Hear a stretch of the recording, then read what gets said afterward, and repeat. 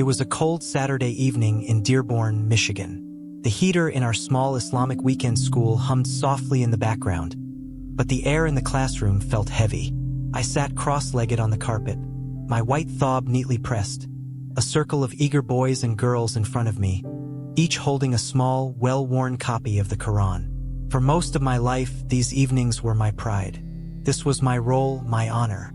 I was the teacher, the hafiz who had memorized the Qur'an before most of these kids were born. Parents would greet me with handshakes and smiles. Children would look at me as if I carried all the answers. But that night, something happened that I could never unhear. Zaid, an 11-year-old with wide, curious eyes, lifted his hand hesitantly. His voice was quiet at first, but clear. "Ustad," he began. "Why does Allah say men can hit their wives?" The words seemed to hang in the air like a bell that had just been struck. The room went silent except for the faint rustle of pages. My heart thumped once, hard. He was referring to Surah An-Nisa 434, a verse I had recited 1,000 times, a verse I had taught, explained, and defended without a second thought.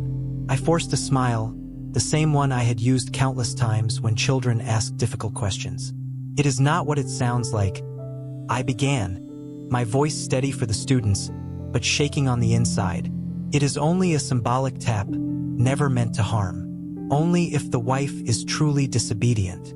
The answer slid from my lips like a rehearsed line in a play. But inside, I felt something twist, because I remembered the tafsirs. I remembered what they actually said. I remembered late-night debates online where scholars defended the verse without softening it. And I remembered stories from other countries, Nigeria, Pakistan, Sudan, where women bore bruises under the shelter of this verse, where questioning it could cost a man his position, his safety, or even his life. And here I was, in America, telling myself it was different here. But was it? My mind was no longer in the classroom. The fluorescent lights above seemed too bright, the carpet fibers rough against my knees. I kept speaking, but I no longer heard my own voice. Instead, I heard Zaid's question echoing in my head, over and over, as if Allah himself had sent it through the lips of a child to pierce me. I moved the lesson forward, guiding them to the next surah, but my heart wasn't in it anymore. Every verse I read sounded different now, every word heavier than before. I could feel the eyes of the students on me, waiting for the confidence they were used to seeing. But inside, I felt the ground shift. When the class ended, I walked into the winter night, my breath fogging the air. Snow crunched under my shoes. Parents thanked me as they collected their children, but their voices seemed far away. I unlocked my old Honda, sat behind the wheel, and just stared at the steering wheel for what felt like hours. It wasn't the first time I'd heard of the verse. It wasn't even the first time someone had asked me about it. But this time, it was different. Maybe because it came from a child. Maybe because deep down, I already knew the truth I'd been avoiding. On the drive home, I thought about people in other parts of the world, in Kano, in Lagos, in Islamabad, who couldn't even whisper such questions without risking everything. And I realized something unsettling. Here in the US, the danger wasn't always physical. It was quieter, more private, but still real. Reputation could be destroyed, family ties severed. You could be exiled not from your country, but from your own home. By the time I pulled into the parking lot of my apartment building, the snow had stopped falling. I climbed the stairs slowly, each step feeling heavier than the last. I opened my front door to silence. My younger brother was at the mosque. My father was visiting friends. I went straight to my room, locked the door, and sat on the edge of my bed. My Quran sat on the bookshelf, the same copy I had carried for years. I stared at it, my hand trembling as I reached for it. I told myself I was just going to read for clarity, to remind myself of what I already knew. But somewhere deep inside, I feared the opposite, that I would find exactly what I was afraid of. I opened to Surah An-Nisa 434. The Arabic script stared back at me like it always had, beautiful, flowing, certain. I read it aloud in a whisper, then again, and again. My eyes moved to the tafsir footnotes, my mind recalling every interpretation I had ever studied. And no matter how I turned it, No matter how many scholars I mentally consulted, the meaning did not change. It was not symbolic.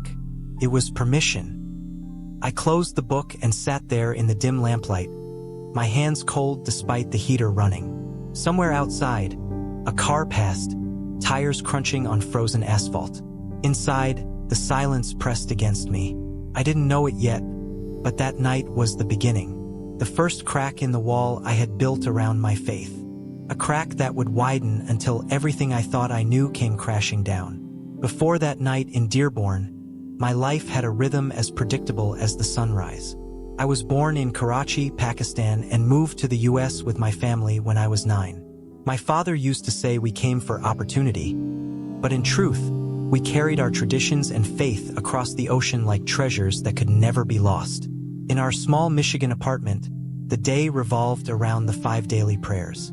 The adhan didn't echo through the streets like it did back home, but we made up for it. My father had a soft, deep voice, and when he called us to pray, it carried the same authority as a mosque loudspeaker. My mother was quiet, gentle, always moving between the kitchen and the prayer mat, her hijab perfectly in place. From the moment we arrived in America, the mosque became our anchor. It didn't matter that the winters here were brutally cold, or that the streets outside were lined with fast food chains instead of tea stalls. Inside the mosque, everything was familiar. Arabic recitation, the smell of carpets worn soft by generations of bowed foreheads, the sound of men greeting each other with Assalamu alaikum, like they'd known one another all their lives. I learned quickly that in our world, knowledge of the Qur'an was the highest honor a young man could hold. My father often reminded me of this, not with warm praise but with a weighty expectation. Our family will be known for its piety because of you. By the age of 15, I had memorized the entire Qur'an. At 17, I was leading Tarawih prayers during Ramadan. By 19, I was teaching at the weekend school. It was a role that brought respect, but also chains I couldn't yet see. In our community, questioning wasn't just frowned upon, it was dangerous. Not the kind of danger you might hear about in countries like Nigeria, where converts risk their lives, but a quieter danger. The kind that could isolate you, stain your name, and make you an outsider in your own home. I saw glimpses of that danger growing up. Once, a family in our mosque quietly disappeared. Whispers said their teenage daughter had been caught reading a Bible in school. No one ever said her name again. My father told me, better they left than poison the community. At the time, I nodded, accepting his words as truth. Looking back now, I realize how deeply I had been shaped by the fear of being poisoned. My education in the Quran wasn't just about memorizing verses. It was about learning the approved explanations, the safe answers. Every surah I taught had an official meaning, one that couldn't be questioned without risking being labeled misguided or worse. But there was also pride. I can't pretend there wasn't. When elders clasped my hand after Friday prayers and called me a light for the youth, I stood taller. When mothers whispered to their sons to listen carefully because Ustad speaks the truth, I felt important. My white thob wasn't just clothing. It was a uniform, a sign that I belonged to something greater. And I did belong. The mosque was my second home, my fellow teachers my brothers. We'd sit in the corner after class, sipping sweet tea and discussing the best methods for helping children memorize surahs. We'd laugh about the little mistakes they made, like saying camel instead of mercy in their Arabic pronunciation. Those moments felt warm, unshakable. If you had asked me then, I would have told you my faith was unbreakable. I had no secret doubts, no hidden conflicts. The verses of the Quran were as familiar to me as my own heartbeat. I could recite them in the dark, half asleep, without missing a single vowel. But underneath that certainty was a quiet obedience, one I mistook for faith. I didn't love Allah because I felt close to Him. I feared Him because I had been taught that His displeasure could mean not only hellfire but disgrace for my entire family. I saw that fear in others too. Once, during a trip back to Karachi, I overheard a cousin arguing with his father about a verse in the Quran. The argument ended with a slap and a locked bedroom door. In Nigeria, where I visited once with a friend during a summer break, I heard hushed stories of believers who had disappeared after questioning Islam. I told myself those things happened over there, not here, but the seed of awareness was planted. In America, the methods were different, but the message was the same. Stay in line. You could lose your job at the mosque. You could be cut off from your family. Your name could become a cautionary tale whispered in the parking lot after prayers. I lived by those unspoken rules. I avoided Western distractions, kept my circle small, and never engaged with Christians beyond polite small talk. If a verse felt troubling, I brushed it aside, telling myself that I just didn't understand it yet. The scholars knew better. Allah knew best. That was the life I knew, simple, structured, unquestioned. Every week, I taught children like Zayd the verses I had once learned at their age. Every week, parents thanked me for shaping the next generation. And every week, I wore the same smile, certain that this was who I was meant to be.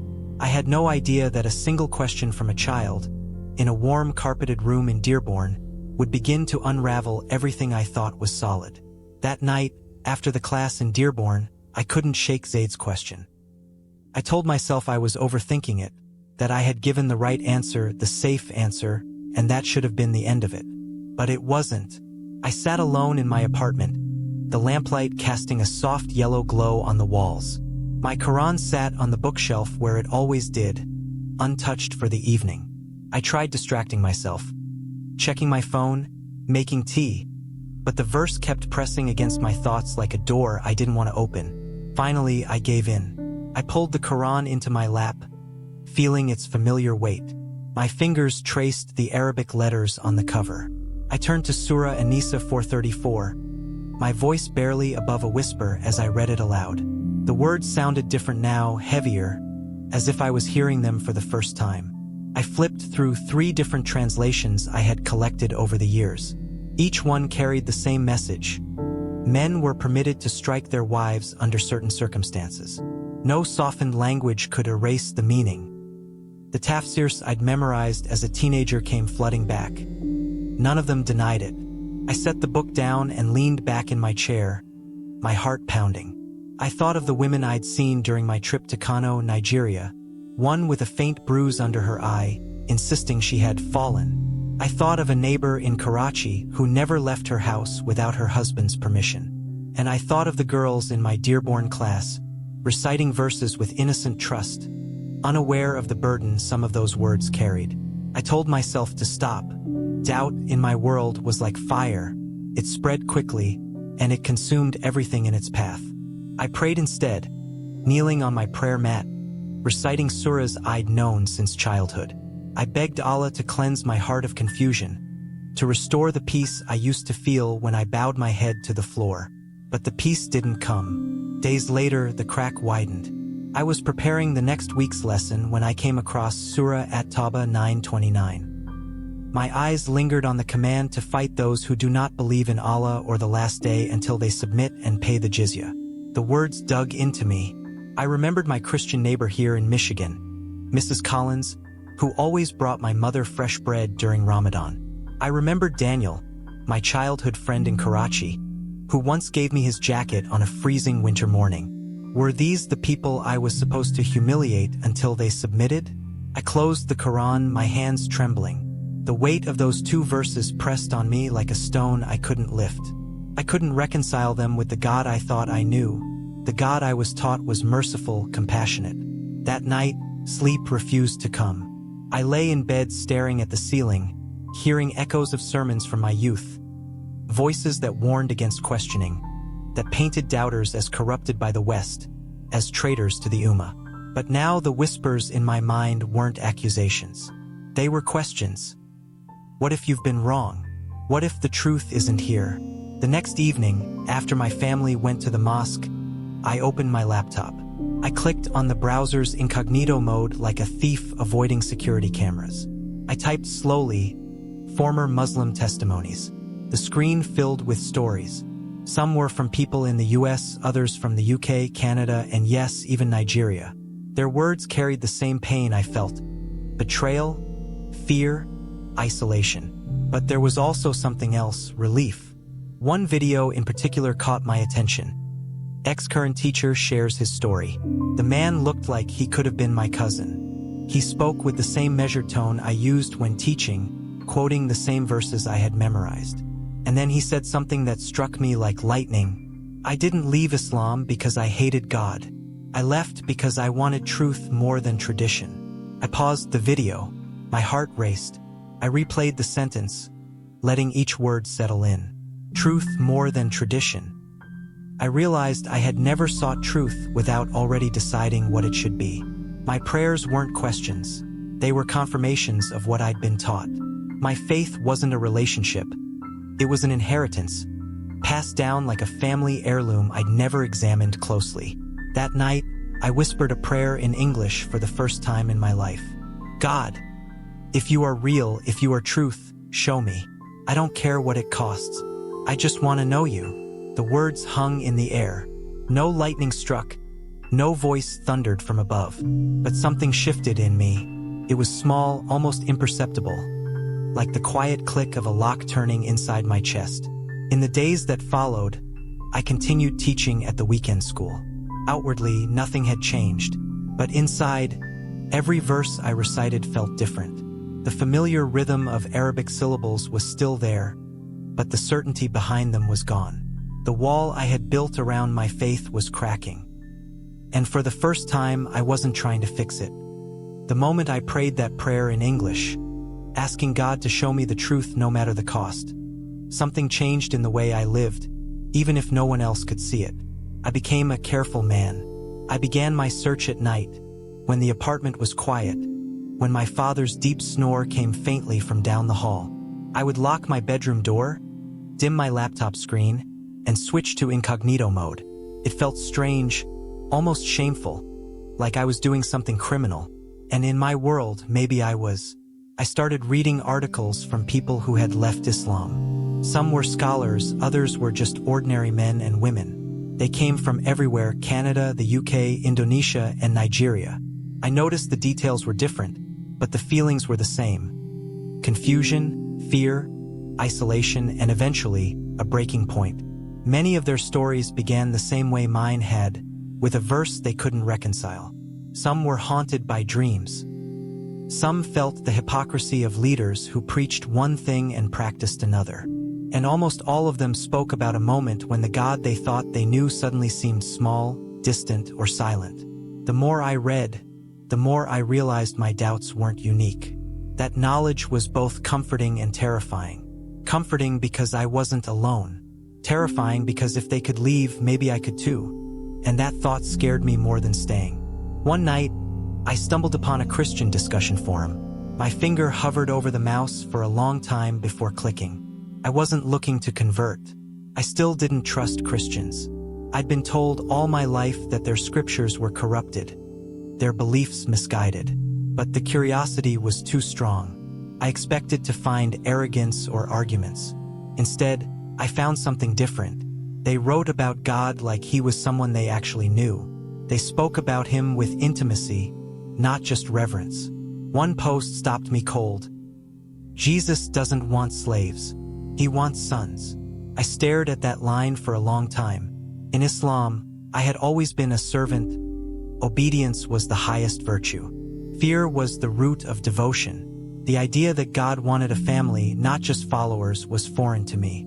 Yet something about it felt right.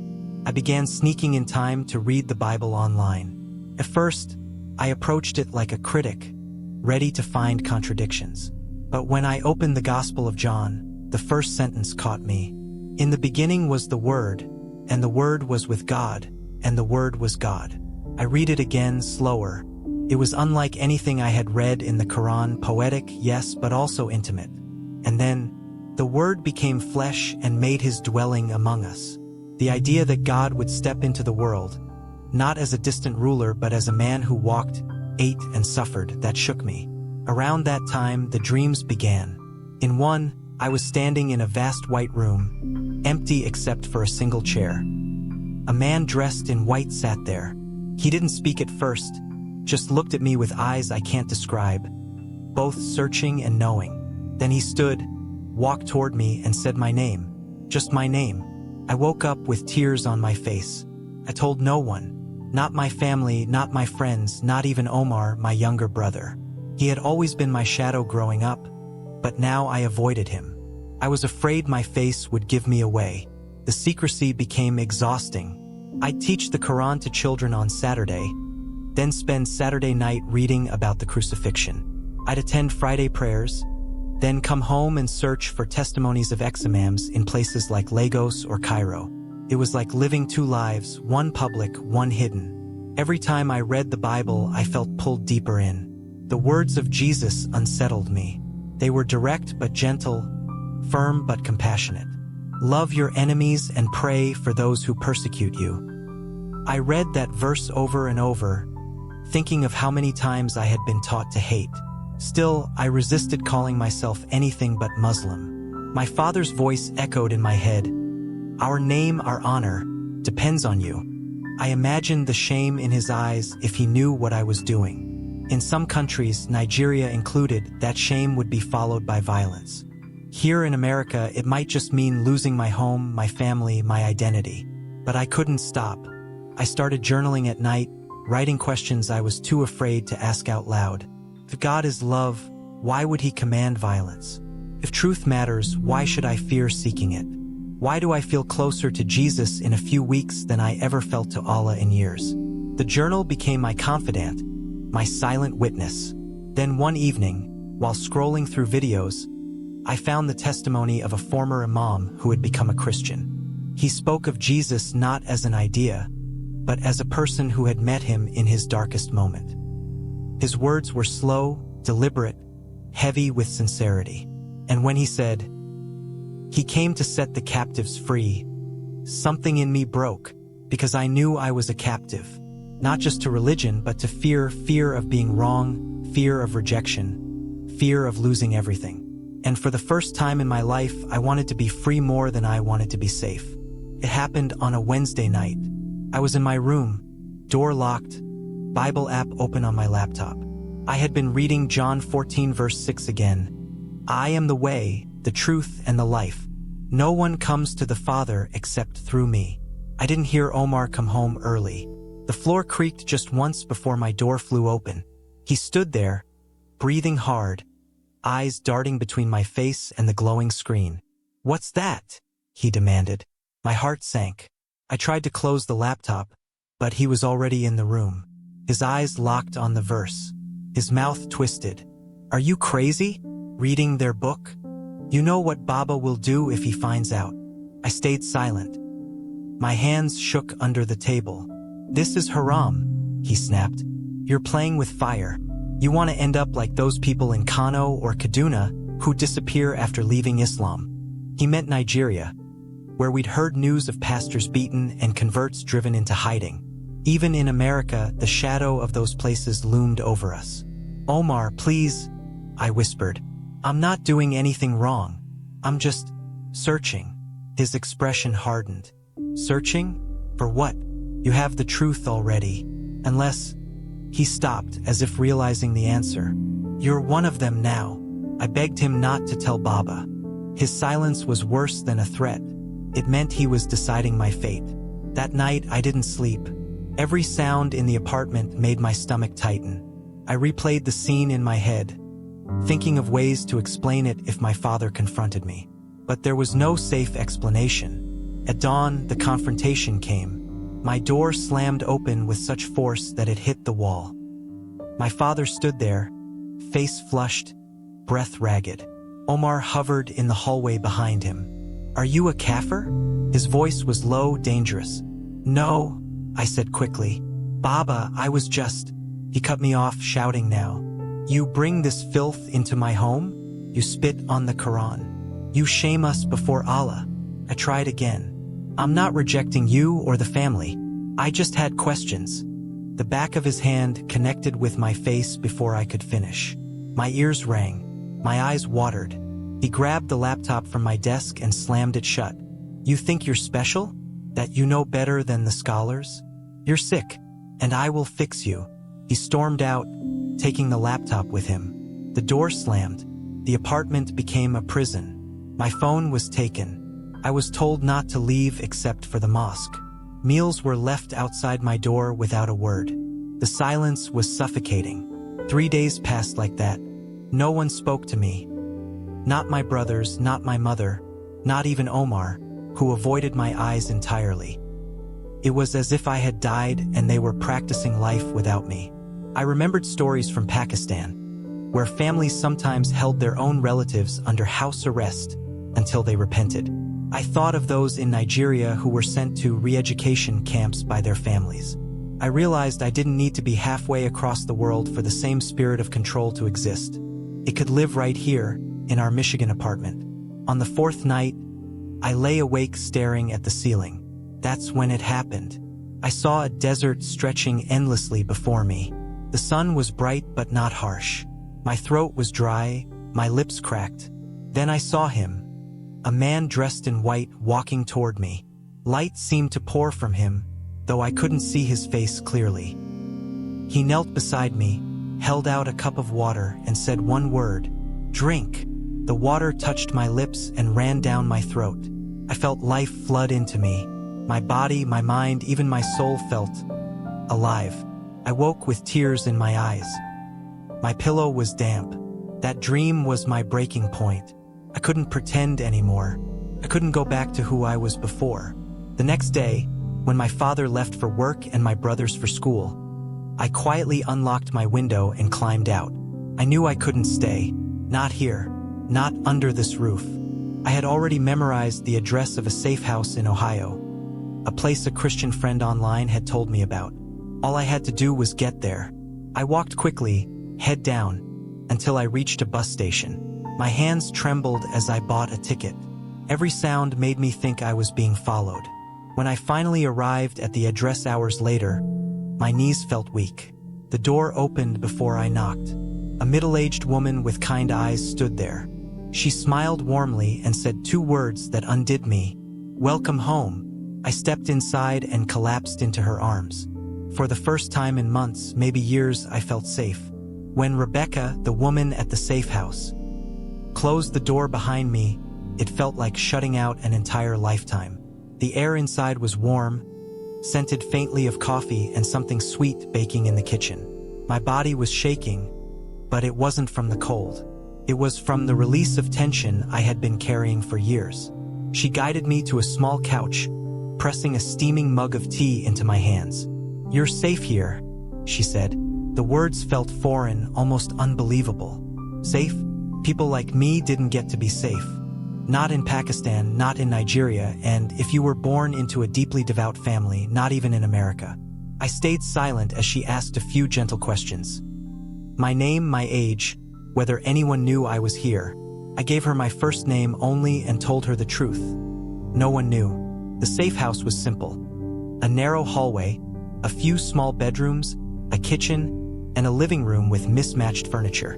But to me, it looked like freedom. The walls didn't listen for my doubts. The doors didn't hide punishment behind them. That first night, I slept in a bed that wasn't mine, under a quilt someone had made by hand. I should have been relieved, but instead I lay awake, my mind replaying the moment I left the apartment. I had climbed out the window like a fugitive. My feet had hit the ground with a thud that still echoed in my ears. I thought about what my father might be doing at that very moment. Was he pacing the apartment, calling relatives, or had he already decided I was dead to him, the way some families in Nigeria disown children who convert? I had seen that story unfold in headlines, but now I was living my own version of it. The next morning, Rebecca introduced me to a man named David, who ran the safe house. He was older, quiet, with a voice that seemed to carry both kindness and gravity. He didn't push me to talk. Instead, he handed me a small Bible and said, "No one here will force you to believe anything, but if you want to know who Jesus really is, start here." I used to think freedom would feel loud, like a shout, a campaign, a public declaration with 1,000 witnesses. In the end, it felt like a steady breath. I woke, read the scriptures, worked with my hands, prayed for my family by name, and when it was safe, answered messages from people where I had been. Scared, tired, secretly searching. David taught me to move slowly and wisely. He connected me to a quiet network that helped ex-Muslims find shelter or counsel. Some were in Detroit, some in Houston and Toronto. A few wrote from outside the US, from Lagos, from Karachi, from London, asking the same questions I had whispered into my pillow. They did not want arguments. They wanted someone to listen and to say, "You're not crazy for wanting truth more than tradition." We met to worship without signs or cameras, just faces and names. Often I simply sat beside a brother who couldn't stop shaking because his father had called to say he was dead to them. One evening, Rebecca handed me a crumpled envelope with no return address. Inside was a short note. "I don't know if this is you. I think it is. I was in your class once. My name is Zaid. I asked a question I wasn't supposed to ask. I think I broke you. I'm sorry. I have questions too." I sat on the porch a long time with that note. The crack in me had opened something in him. I wrote back, not to recruit but to leave a door unlocked. I told him what I wish someone had told me. "You are not wrong for asking. Ask until you find the one who answers." A month later, an email came through the encrypted inbox. A young mother in Ohio who had read Qur'an with her grandfather all her life, now dreaming of a man in white who called her by name. Another message arrived from Nigeria. A former madrasa teacher hidden by a cousin after a beating. He wrote, "I don't know how to live." I told him the one thing I knew for sure. You were not made to live as a slave to fear. There is a father who wants you as a son. I still use a different name in public. I avoid certain neighborhoods, yet my soul no longer flinches when I hear the adhan from a passing car. It has become a reminder to pray, not out of obligation, but out of love. I wrote letters to my family and never mailed them. In one to my father, I finally said the secret I had never spoken. "You taught me to revere words. That is why I followed them all the way to the Word made flesh." On a rainy afternoon, I parked outside the old mosque and watched fathers lead their sons through the doors, the way mine once led me. I did not feel triumph. I felt tenderness. I prayed the boys would meet the God who doesn't count their prayers like coins, but calls them by name and gives them a new one. Here is what I have learned. Transformation is not only one moment in the water. It is many small deaths to fear and many small resurrections of trust. It is telling the truth when your voice trembles.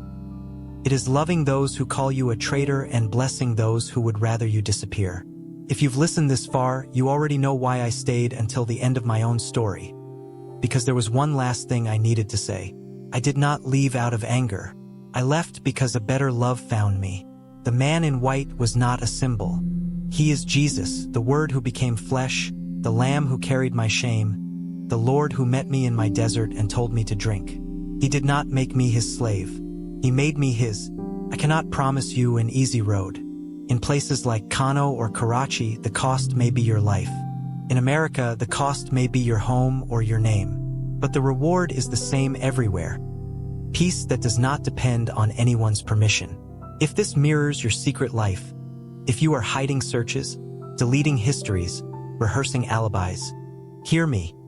You are not beyond the reach of the one who calls wanderers home. Open the Gospels. Read John. Ask him if he is real. He knows your name already. If my story touched you, do one small, brave thing. Don't keep it to yourself. Someone you love is drowning in silence the way I was.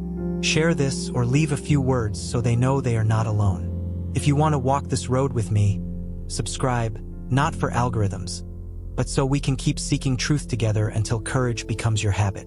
My name is still dangerous in some places, but in prayer I use the first name God ever spoke to me.